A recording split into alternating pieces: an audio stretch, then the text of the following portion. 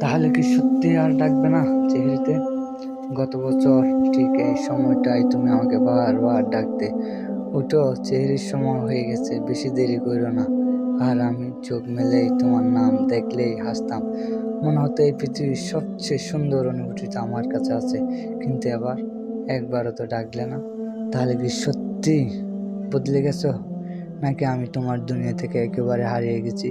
তুমি কি জানো এখন আমি সেই সময়টাতে তোমার ফোনের অপেক্ষায় থাকি? তুমি কি জানো আমি এখনো কল্পনায় তোমার সেই মায়া ভরা কণ্ঠ শুনি? তুমি কি জানো গভীর রাতে যখন সবাই ঘুমিয়ে থাকে, তখন আমি একা বসে তোমার সেই একটুখানি ডাকার জন্য বেকুল হয়ে থাকি? গত বছর এই সময়টায় চেয়ে খেতাম তোমার কণ্ঠের মিষ্টি উষ্ণতায়, আর এবার আমি খাই নীরবতা আর অভিমানের কষ্ট গেলে। তুমি কি জানো কিছু কিছু অভ্যাস কখনো বদলায় না? তুমি না ডাকলেও আমি এখনো ভোরের ঠিক সেই সময়টায় উঠে বসি, মনে হয় এই বুঝি তোমার ডাক আসবে, কিন্তু কিছুই আসে না, শুধু নীরবতা, শুধুই শূন্যতা। তাহলে কি সত্যি তোমার কণ্ঠে আর কখনো ঘুম ভাঙবে না আমার?